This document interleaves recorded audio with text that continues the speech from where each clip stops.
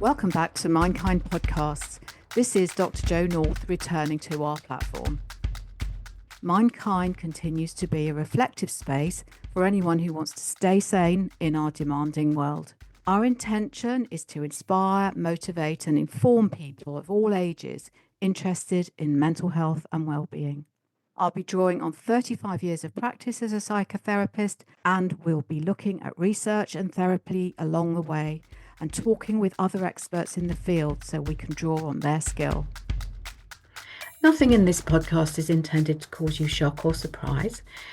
If you think a subject is going to cause any triggering to any conditions that you have, please don't listen and just choose another podcast of interest. If you happen to be in a podcast and something in there triggers some kind of anxiety or stress for you, please switch off straight away and contact your mental health professional. If something affects the mind, we'll be talking about it. So let's get on with today's podcast. Hello, so good to be with you again. So today I'm so pleased to be talking to Lucy Marvellous, and she is of the Fresher Bites website and author of the book I'll Have What Lucy's Having. So Lucy is a teacher, a former teacher, and she is now teaching cooking online and has written her marvellous book. She's really interested in helping people to learn to cook from scratch, and she's very interested in time-related eating as well, and has very kindly written the endorsement, or one of the endorsements, on my book Food Sane. I think Lucy and I have got a lot to talk about. We've got a lot in common because we both benefit enormously from time-related eating. She loves to demonstrate her cooking skills to people and teach them how to cook from scratch and how to not have to spend lots and lots of money and how to cook really impressive food. So I'm in, and I'm going to talk with her about that, about her time-related eating journey, about her advice to people. And also she's got her own YouTube channel. So do take a look at her work online. I think you couldn't fail to find a recipe that's going to make your week for you. And I'm really looking forward to this conversation.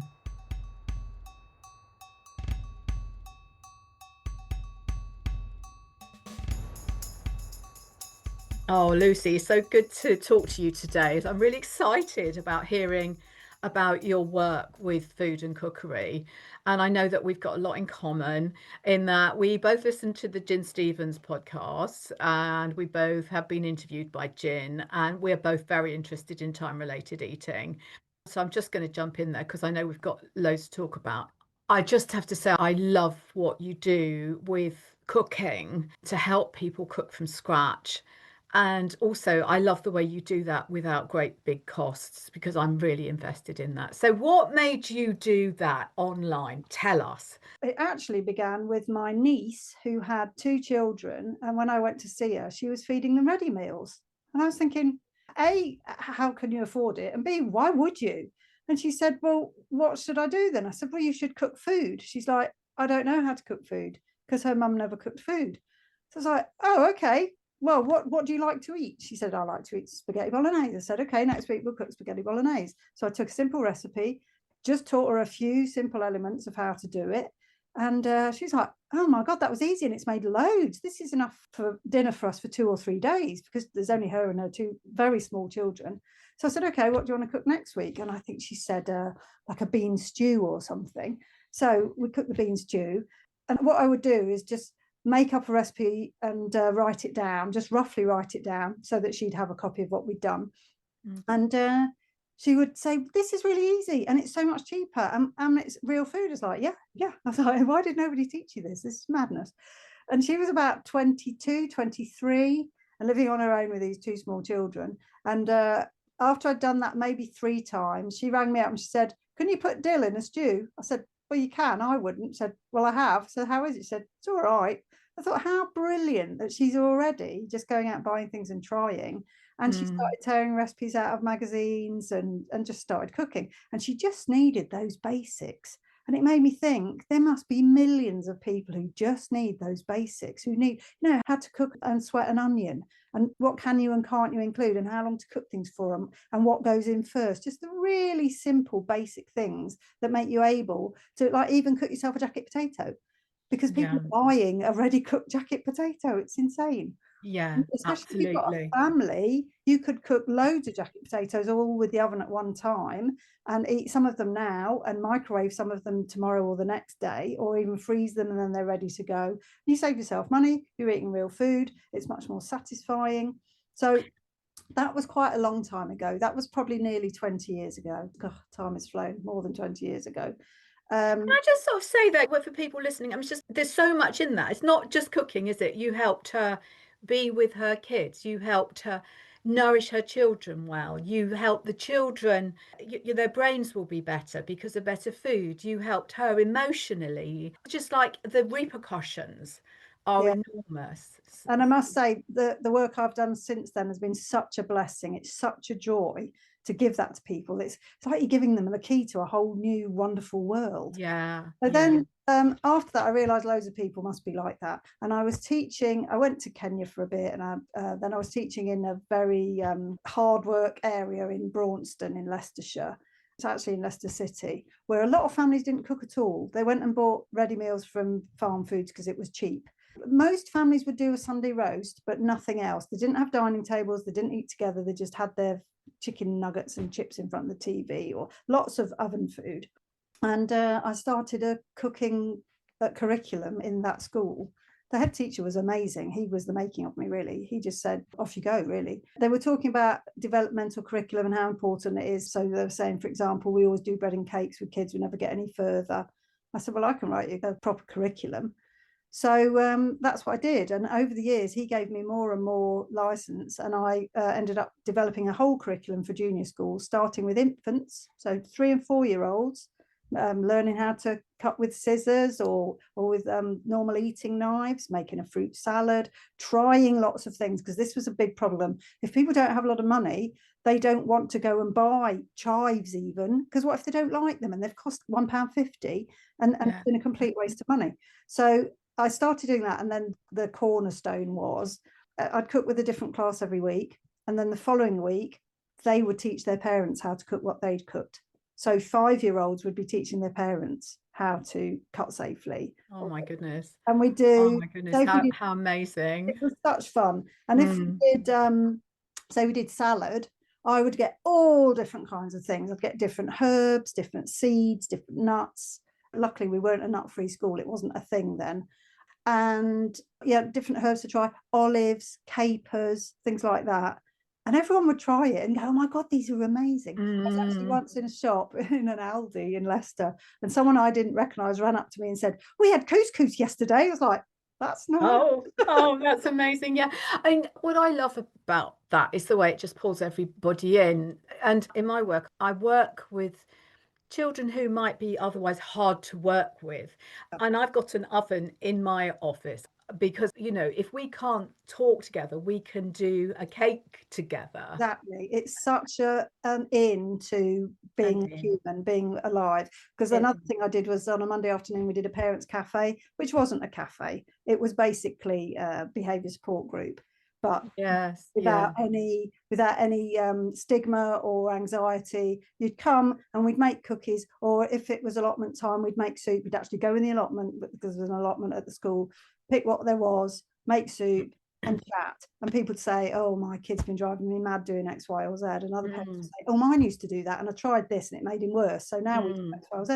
It was absolutely brilliant. yes, Because yeah, once you're rolling out pastry or yes. snipping up chives, you feel different about talking to people. You're not sitting face to face saying, right, I've come because I've got a problem. And it was Oh, amazingly empowering. It it, was a really yeah. fantastically successful group. It just uplifts everything.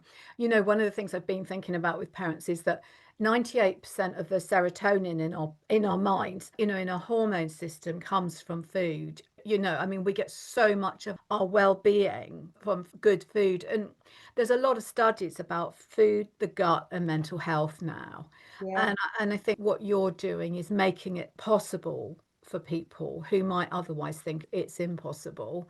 Also, I mean, how did you come to time-related eating? People call it intermittent fasting, but I kind of I avoid the F word, the fasting word a bit, because I think it's a bit scary for people. So Yeah. I call it time-related eating. But how did you come to that then, Lucy? What's the connection? I've always been absolutely mad about food, and my partner is mad about food. He's a fair bit older than me, and he's always been very heavy.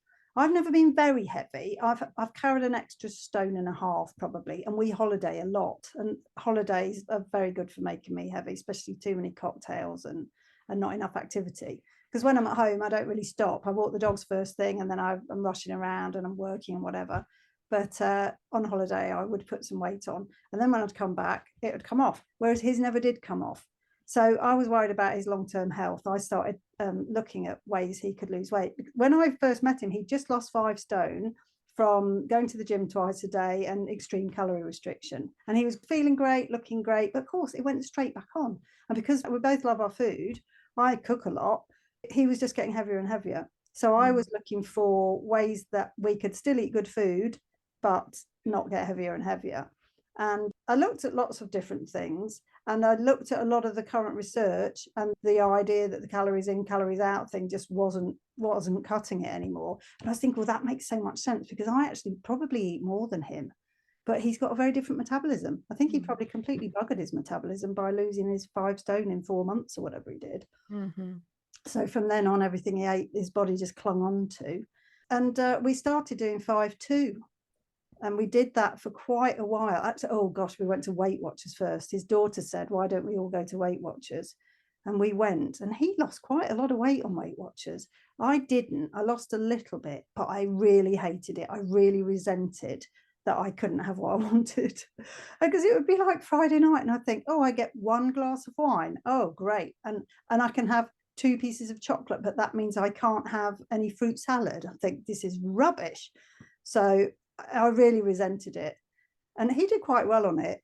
But I think the thing with diets is you do it until you can't do it anymore. And that for me wasn't very long. It was a couple of months. I just thought, I hate this. I'd rather be fat. I really would. I just don't want to live like this because I love food. I Yeah. love flipping food. I don't want to be, I was weighing things. Oh, one day I weighed a piece of salmon and made a salad, put it in the garden, came back in to get my cutlery, and the dog had eaten the salmon, and I cried. I said, I'd weighed that salmon because Oh my it's goodness so me. The obsessive. absolutely, it's so yesterday, isn't it? The calories Yeah. in, calories out. I'll tell you just a little story that supplements that because I know that you very kindly read Food Sane through, and in that I do the story of weight on, weight off, weight on, weight off. But I lost weight through dieting and restriction and got my weight right down, but I couldn't maintain it. And then I found time-related eating and adopted the clean fast model of periods without eating. What's really interesting, Lucy, is that my weight now is the lowest it's been. And I've done that through time related eating. And I eat what I want. And I eat lots of great food. Whereas previously, I'd got my weight down through utter restriction and being like, no fun at all. Yeah. And I think that's just, well, I mean, there's a lot of experiments around that with mice. I think Sechin Panda referred to the experiment with mice where he gave them food within a time frame, and then another set of mice had food all day. And after a few months, the mice that had food all day were ill, and the mice that had had food in a time frame were really well. And it Yeah. pretty well says it all, It's doesn't it? magic. It really is magic. So we did the 5-2, but we didn't know about the clean fast then. So I ended up doing it properly by default because I was teaching. I was actually doing a lot of supply at the time. And so I'd take myself a couple of boiled eggs to eat at lunchtime and then just not get round to it. Mm, I'd have a smoothie in a sippy cup. And then I'd get in the car and think, oh gosh, it's 4 o'clock and I haven't eaten anything all day. mm, But I feel okay. And I was never a tea drinker really, so I wasn't really drinking anything but water anyway during the day, especially when it was really hot. I think when you're a teacher, you haven't really got time to go and make a cup of tea, so it's just easier to have water. So that's what I did. I don't have a sweet tooth at all, which the Zoe thing explained to me why, but I'll come to that later. mm, So I ended up actually clean fasting by default. and then going home and having a really lovely dinner and thinking, well, this is great, isn't it? And I always used to say, and tomorrow you can have whatever you want. You can have a croissant for breakfast. And I think, yeah, because I've had my 500 calorie restriction meal thing, but I made nice 500 calorie meals. You can do quite well with 500 if you work at it. But next morning, I never wanted a croissant. I always wanted something proper because my body was so refreshed by having had that time, burning my own fat, getting my hormones back to where they need to be. It worked quite well for us. The reason it stopped working was because, say, we had our Monday and Wednesday as our fasting days, and then something came up on the Wednesday, then you've got to do it on the Thursday because you're not going to do it Friday, Saturday, or Sunday. So quite often we wouldn't fit in our 2 days. And we'd start to get resentful about, oh God, we've got to fast again, have we? Because with the 5-2, you're having very small meals on your fasting days. So even though they were nice, it would be a bit like, oh, but we've got something really delicious in it, or we've got cheese or whatever that I'd really quite like to eat.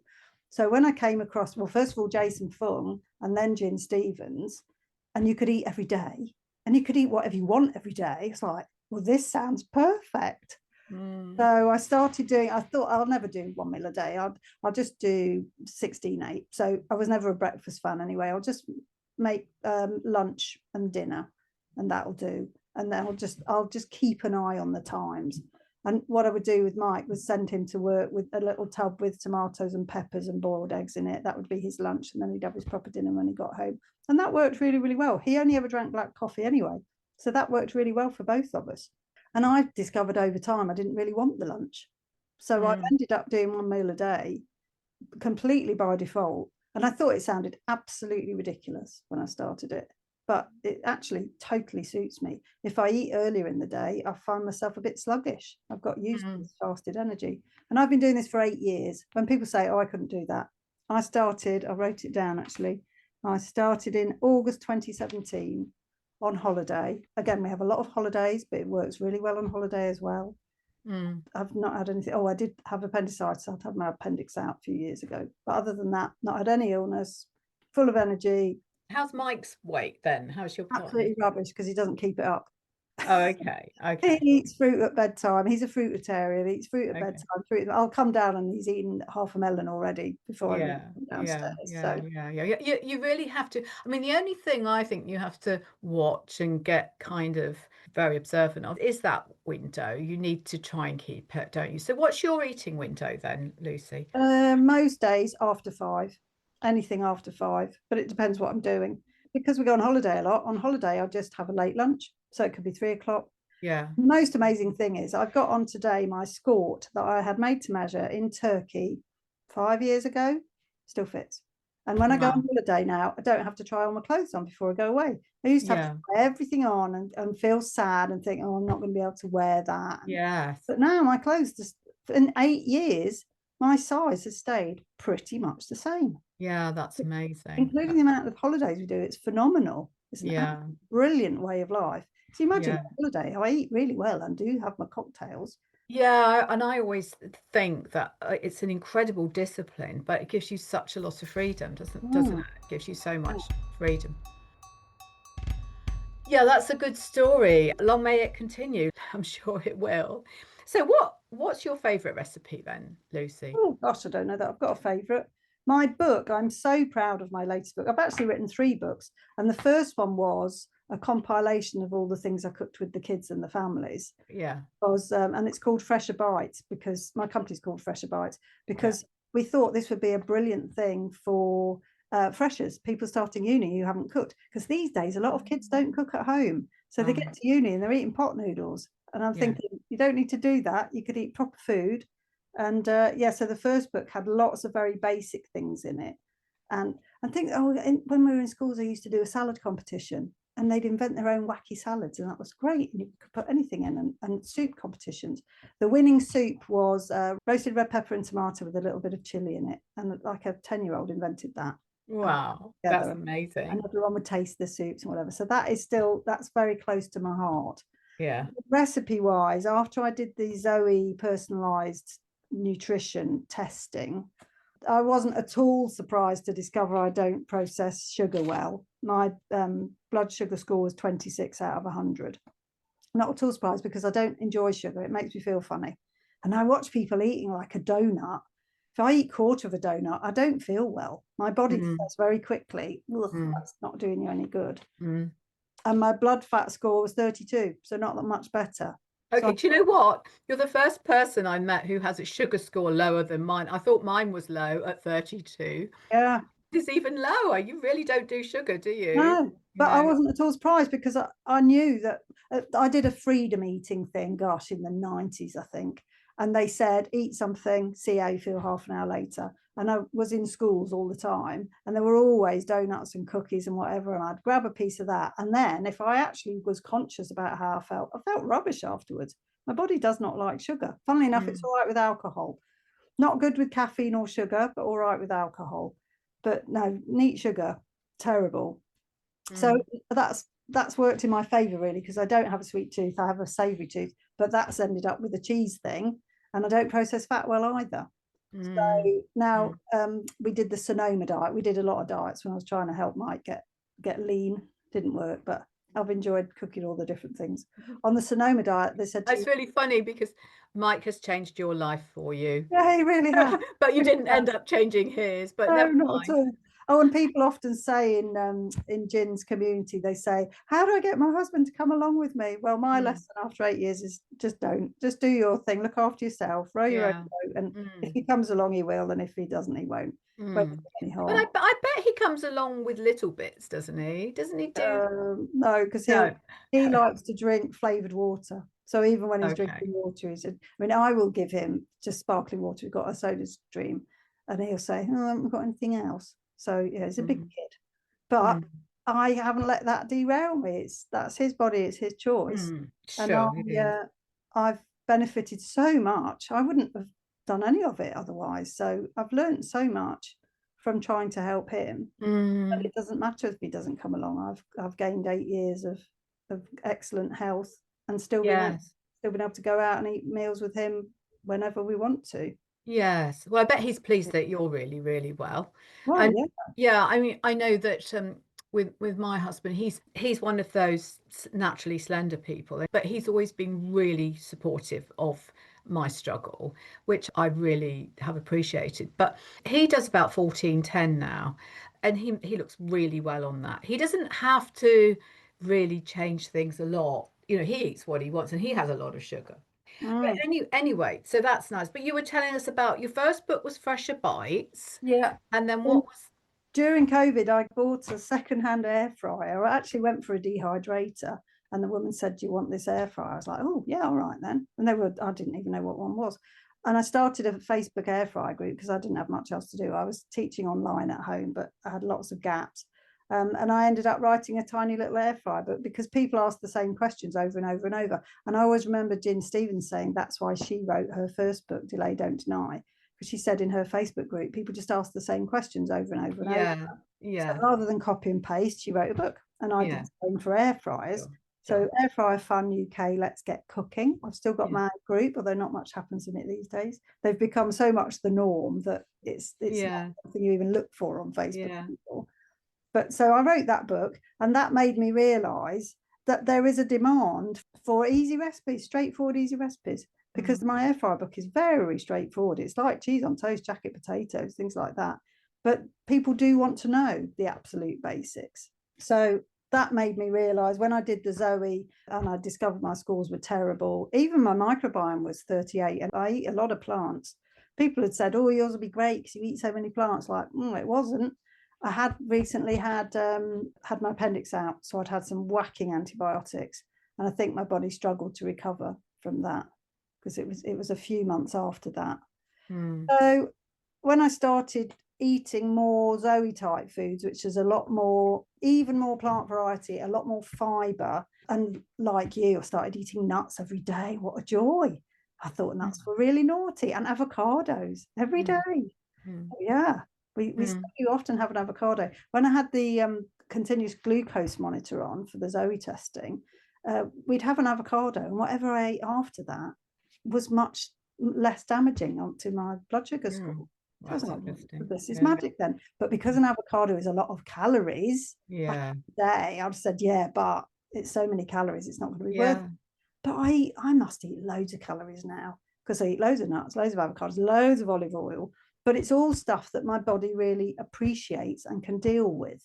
And the way the Zoe thing helped me is to realize things like I used to eat oats because I really advocated oats as a really healthy breakfast. It's a nice, lots of fiber, slow release energy, but they don't suit me personally. My oat score on Zoe is really low. It's like 11 or 12, whereas Mm. barley is much better for my body.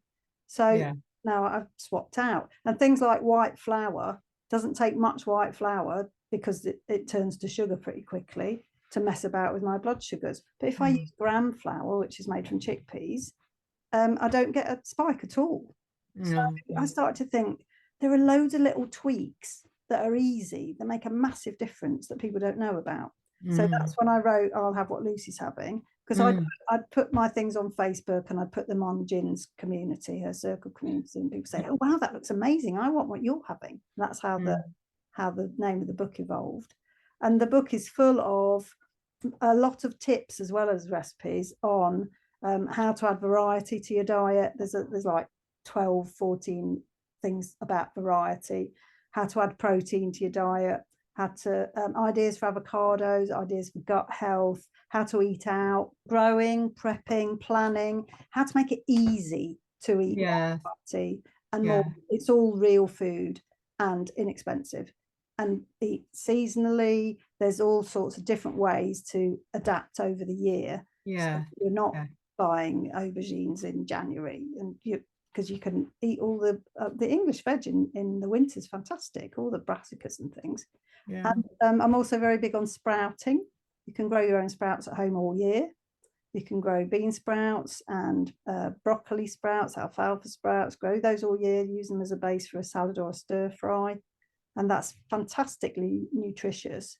Like you said in your interview, you can grow a tree from a nut. From a teeny tiny broccoli sprout, you can grow Yeah. a broccoli plant, Yes. and that has the same amount of sulforaphane in it, which is really, really protective for your health. So if Yeah. you sprout broccoli seeds and put a sprig that looks a bit like cress, only smaller, and you can grow it in the same way, which we all did at infant school, didn't we? You can grow it on a Yeah. paper towel, eat that, and you get all that nutrition. It's amazing. I think the difference between me being disorganized with food and me feeling completely on track is, I'll tell you what I do, and this might be of interest to people, is I cook a load of stuff once a week. So in my fridge on a Sunday will be stacked high with vegetable dishes. And as I work, and I haven't got time when I get home, and my husband does not cook, he is not a cook. Mm. It's best not to sort of let him loose in the kitchen, really. He's got a bit of a reputation for that, although he's very, very helpful. Yeah. And so I just go to the fridge and I literally grab, because I think one of the problems with families today, and one of the reasons I really loved your work so much, is that that honestly, they're so pushed for time. You've got working parents that fall in the door with hungry kids. What do? You just grab stuff, don't you? Yeah, So and I, sticky I stuff in think the this, oven. Like, yeah, absolutely. And another key piece for me is that there's something I eat every day. First of all, because I love it, and secondly, because it seems to really help me, is I cook lentil soup and I have a whole batch in the fridge and it lasts me a week. yeah, And I have that for lunch every day. And because I like to eat at noon, I'm sort of 12 till 4 type of eater. And that lentil soup, I tell myself there are countries where people live off lentil absolutely. stews and soups. They Yeah, have to. They haven't got a choice. yeah. And so my favorite, if you ask me my favorite recipe, it's absolutely lentils boiled Mm. for about 25 minutes with whatever thrown in and zuzzed up into soup. I mean, literally, it takes 25, it doesn't even take my time for 25 minutes. That's delicious. I think lentils probably are my favourite thing. But Are they? What? when we've been on holiday, I do start to Okay. crave them. Then when I get home, I eat them. I'm definitely addicted. So what do you like to cook with lentils? Let's talk lentils. Oh, probably my best lentil recipe. It's in my book. Is called maharagwe, and it's a Kenyan lentil stew made with coconut milk and lots of Wow. spices. It's really good. And every time I make it, I generally because I used to just cook by chucking stuff in. And then the dietitians, when I started the program at school, said, no, you need proper recipes. I'm like, oh, I'm going to have to work that out then. So I Yeah. measured everything. And Yeah. nowadays, when I cook, I measure stuff just so I can tell other people what I've put in. So the spices are always the same, but quite often I might put a different pulse in. I might put beans in instead of lentils, and it becomes a completely different thing because the texture of the beans is so different. Sometimes brown lentils, less often orange lentils because they go to mush pretty quickly, but you can make it really quickly with orange or red lentils. But then the brown ones or the green ones, I love Hodmedod's. They do all sorts of different British organic lentils. And I'm a sucker for a deal. So they'll send me, it's International Lentil Day, and we're selling 4 kilos of different coloured lentils, and I'll buy them all. And that lasts a really long time, 4 kilos. Mm. So yeah, that maharagwe is So absolutely, what do you do? Do you boil the lentils in the coconut milk? yeah, you cook it all up together. It's delicious. Wow, I can't imagine. I would never have eaten something like that. So It's that's so tasty. it really. So literally, so what else do you put in there? Lentils and coconut milk. I will check my recipe for you because I've got my book right here. And I love the title. What made you think of that title? It's And so, it was from Gin Stevens' circle community. Everyone yeah. kept saying, I'll have what Lucy's having. So, Oh, bless. That's so cool. page 35, maharagwe, Kenyan beans, Yeah, tell us all. We're all put like, different things in it. So, it's olive oil, onion, red pepper, garlic, turmeric, cumin, coriander, cardamom, a fat pinch of crushed red pepper flakes. But you could use a mix if you didn't want to buy all those separate things. If you weren't going to make it loads of times, you could use curry powder and just put in a couple of teaspoons. It's for the flavor. Ginger paste, chili, salt and pepper, 500 cans of cooked beans or raw lentils because the lentils cook so quickly. Can of tomatoes, can of coconut milk. oh You my chuck that goodness. all in. Yeah, you can saute off the onion and the pepper and whatever, but you don't have to. You can just chuck it all in. You can pressure cook it. You can pressure cook it in as long as it takes the lentils to cook. So it could be done in 8-10 minutes. It's absolutely delicious. So is that the coconut milk or the coconut cream? Milk that comes in a tin. If Okay. I haven't got that, I grate some coconut cream in and make up the water. Okay. Oh, But yeah, wow. That sounds incredible. And what would you serve that with then? I just eat it how it is. But I stopped eating rice when I did the Zoe thing and started eating barley, so pearl barley. And that's Yeah. another thing that because it takes ages to cook, whenever I cook it, I cook loads. And lots of people say I couldn't eat like you because my husband wouldn't eat that. My husband doesn't eat that. He eats meat and carbs and fruit. So I cook huge portions for myself. And then I've got some little boxes, half the size of a takeaway box. I think they're 250 mils, so like a cup. And I freeze them in that. So Yeah. I could have one of those of pearl barley, one of maharagwe, maybe one of chachuca, which is like a tomato peppery thing. Yeah. And I could have that for my dinner. So I can just take Yeah. 3 boxes out and have that for Yeah. dinner. Yeah. Yeah. And there Because couldn't be anything easier, could there? I mean, if if you've got hungry kids, what yeah, who want to be fed, yeah, that's so cool. Do you find, because obviously, my field is mental health, what I'm very interested in is people's moods and their emotions. And I think food can have an enormous impact. Well, I think it's absolutely without doubt, we yeah. know now. And I'll give you an example for myself. I don't process sugar, and the other week I had a big glass of lemonade in the evening because I thought I just want to do what everyone else is doing. So I had this lemon. I think I had Pims, yeah. And Oh, lovely. I have to tell you, the next day I was the most miserable person on the planet. I had a headache. It's sort of like almost like a dark shadow comes in overcast me, and life is impossible. I really, really will never do that again. Every now and then I rebel. I can't process alcohol. I wish I could. And Mm, every now and then I rebel and I want to have it. But the point of the story is that I help people who perhaps might take a huge bag of sugary sweets and console themselves emotionally with that. And I know that has a terrible impact on the mind and on the body and on the relationship we have with our mind and body. Because I think what you're talking about is how you created this incredible dance with your body. You uplift yourself. And I so want people to be able to do that. So when I meet someone that says, I was unhappy, I sat with a big bag of sweets, and I say, look, let's see if we can find something else. Sit with a big something or other, but yeah. not a big bag of sweets. What can we find? But are there any particular foods that you find lift mood? Oh, that's a tricky one. So Mm, my thing with sugar is it makes me feel terrible and I don't sleep. So it's never something sweet. yeah, yeah, After dinner, I would have a big thing of Greek yogurt with some raspberries, blueberries, yeah. and some really dark chocolate, maybe grated over the top. A mixture of seeds. I really like pine nuts, toasted pine nuts. Oh, Put yeah, that those would be in. good. Yeah, So that for me would probably do that job because it feels yeah. like a real treat. It's like a Knickerbocker Glory, isn't it? 'Cause But that sounds gorgeous. I absolutely feel hungry for that yeah, now. it's got Yeah, loads of variety in it. I do really like fruit, not as much as Mike likes fruit, but I do really like fruit. But I choose the fruits that my body deals better with, which are berries, blackberries, raspberries, blueberries, and I have a lot of that. And I have seeds as well. And yeah, because I don't like sugar, the dark chocolate really does it for me. And when I started having very dark chocolate, 75% or above, I'd eat a square and think, that's actually hit the spot. yes, I eat yeah, Cadbury's Dairy Milk, I think, oh, that's delicious. I think I'll have another bit, have another bit, have another, start to feel sick, but I still haven't hit the cocoa spot. yes, yes. Piece of bitter 75, which you think when you're eating it, it's like, am I actually enjoying this? Yeah, I think I am. Really hit Mm. the spot. My body says, thank you very much. My brain says thank you very much to dark chocolate. Do you know, shall I Mm, tell you something? Another dark, here's dark chocolate. It's amazing, isn't it? It's so good for you. My iron throughout my life has always been quite a low iron count. It's always whenever I've had a iron done, it's always been low. The other day I had a blood test and had my iron, and they said, "Wow, your iron is really high." right. Nuts and chocolate Yeah. and white beans. And I said, no, actually, I thought, have they got the wrong blood? And I said, can you just double check that? Because my iron my whole life has never been high. And you'd think, wouldn't you? Time restricted eating, maybe there's a restriction, but my body is so well nourished. Yeah, mine definitely is. And that impacts on mood and well-being and then impacts on everything else.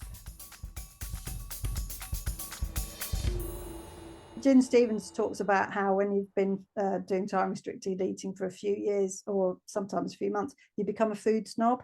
Because if you're only going to eat an Mm, X amount in a short space of time, it's got to be good.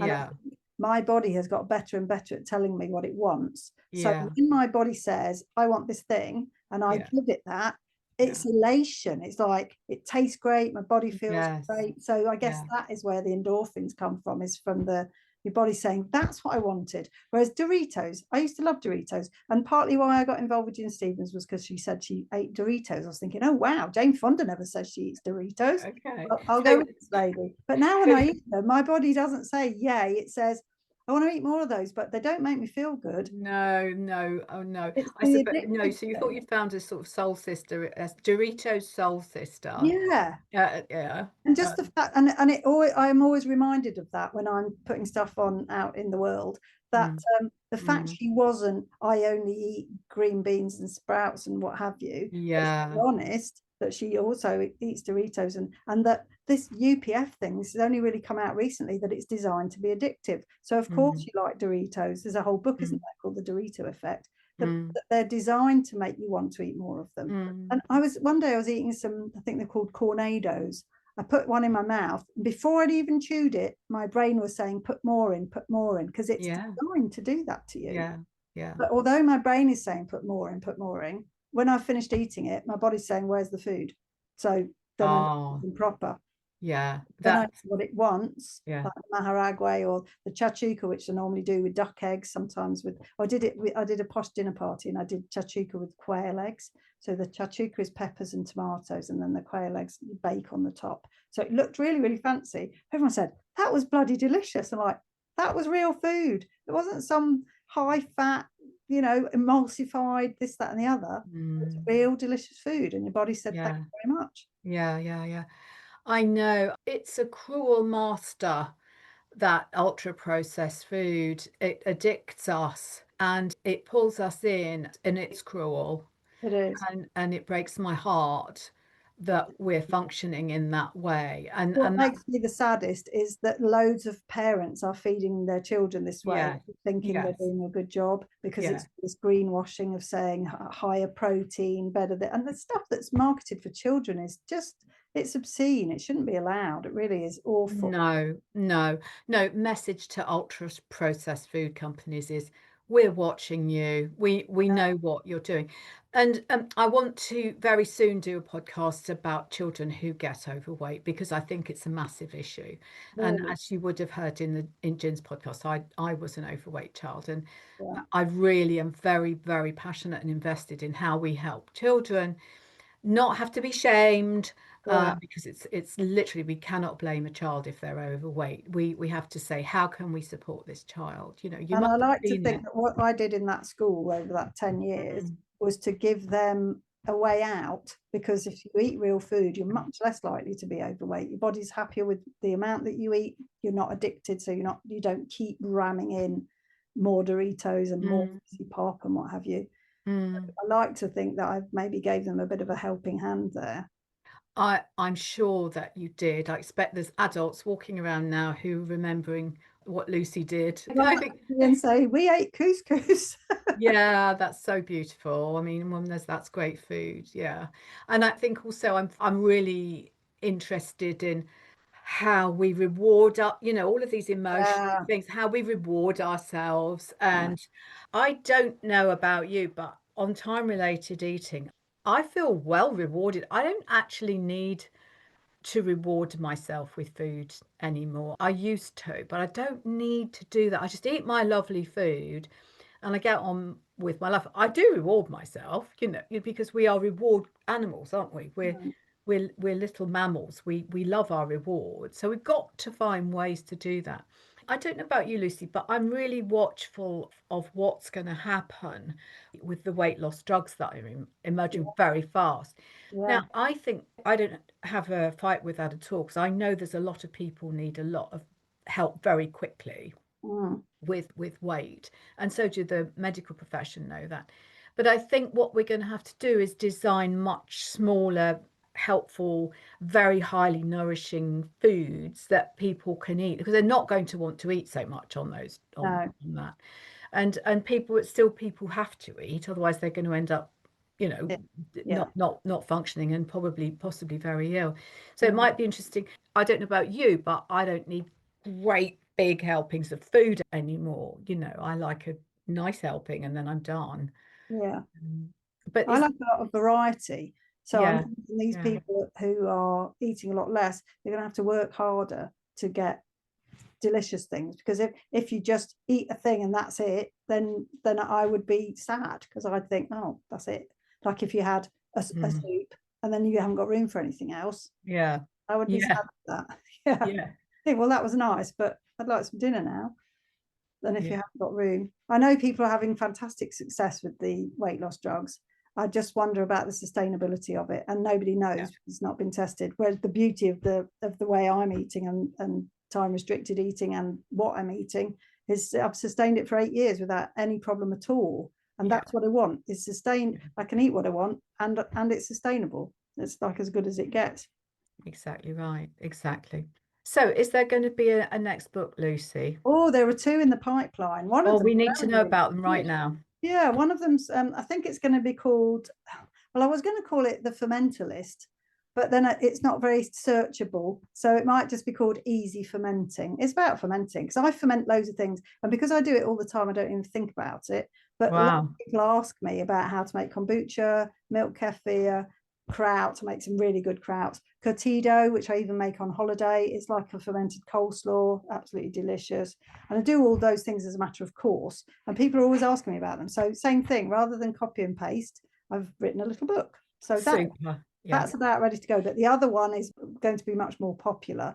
It's going to be called Chaffles, Waffles and Pancakes. And it's chaffles are waffles that don't use wheat flour. So mostly I use gram flour. An actual traditional chaffle has got cheese in it. What's the ethnic origin of a chaffle? Is I think it's a keto thing. I think it's a oh, cheese okay. waffle from Okay. when keto first came out and people were eating these super high fat things. Oh, okay. But they wanted a waffle, so they made a thing. If you make a basic chaffle with some kind of cheese, Oh, okay. choose from cheddar to cream cheese, an egg, and a little bit of bicarb. What else is in a basic chaffle? Not much, to be honest. And then you can make it in a waffle maker, and you feel like you're eating a waffle, but it's Oh actually my. it's low carb. So Oh. I've played around a lot with all sorts of different ones, because I'll get grated courgettes, an egg, and a little bit of gram flour to hold it together, a bit of seasoning, a bit of bicarb. Put that in a waffle iron, and it makes you a courgette egg chaffle. So you feel like you're eating a waffle, but it's made. Oh, I would never think to cook courgette in a waffle iron. And Wow. all the plan is that all the recipes that you can make in a waffle iron, you can also make as a pancake. Do you So know what? On the basis of this conversation, I'm going out right now to buy a waffle iron. Okay. we'll send you some recipes. Lucy, when my husband complains that there's another My cooking fault. instrument, I'll send him to you. Okay. Yeah, that's my fault. Sorry. But one of our friends who lives here, when she looks after our dog, she's got quite a sweet tooth. So I make her one with chestnut flour and a little bit of agave syrup. Oh So my. it's sweet, and then you have it with Greek yogurt and fruit, and Yeah. you feel like you're having a really naughty treat, but it's Yeah. made with chestnut flour. It's really healthy, much more fiber, much more protein. So I've experimented with loads of different recipes, but writing a cookbook takes a really long time. Yes. You have to test all the recipes. You have to get Yes. other people to test the recipes. You have to convert all the weights and measures so that they can use it in America as well as here, because they use different weights and measures. It takes ages. So although Yeah. we've got all the ideas, I'm going to be needing to cook 2 or 3 types of chaffle a day, probably throughout the winter. Okay. And Mike won't eat them because he calls them ersatz food. He would rather have something made by Bird's Eye. And also he's not been well, so we've been in and out of hospital. I've not got around to it, so that is a project. Do you know, it sounds so exciting to me. So if ever you want somebody to test, call on me. Lucy, Oh, I will. yeah, please. I'll test recipes for you. I love to get in the Excellent, kitchen and good. yeah. Lucy, we got to wrap up in a minute or two. Last word from you. I'm so grateful. This is such a wonderful conversation. Thank you. Well, Any last thoughts? Well, it's been great. I loved your book. I took loads and loads of notes when I was reading it, and I was Oh, thinking, bless. yeah, this is it. This is Oh, it. This is bless how to you. do it. Oh, About championing yourself, support yourself, do things that yeah. make you feel good, be kind to yourself, Oh, accept that we have been sold a pig in a poke with the calories thing, with the UPF thing. Time restricted eating gives you back a load of your power, and yeah, do that. Read oh. Food Stain. It's a great book. Oh, bless you. Thanks so much, Lucy. I'll send the link to this to Jen so she knows that we gave her a shout out, because obviously we really respect her work. She does such great work helping people. She You has will have saved millions of lives. ah, my goodness me. Yeah. I just heard her last podcast. A lady lost over 140 pounds, incredible and just incredible. Yeah. But it's easy that you can still eat You great can food. do well. Just go It's out for dinner. doable. It's Yeah, totally doable. it's doable, and we like doable. Yeah. Lucy, thank you so much. Lovely to meet you.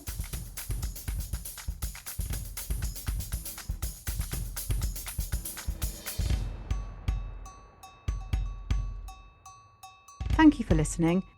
Check out the next episode on our platform. Don't forget, I'm a doctor of psychotherapy, not medicine or clinical psychology. My expertise lies in the field of applied psychology through psychotherapeutic models of practice. This podcast is not intended for diagnosis or treatment of any kind. If you are concerned about your mental health, do consult your doctor, who will guide you. If you are ever in a mental health crisis within the UK, dial 999. In all other parts of the world, check your mental health facilities or turn to someone who will support you.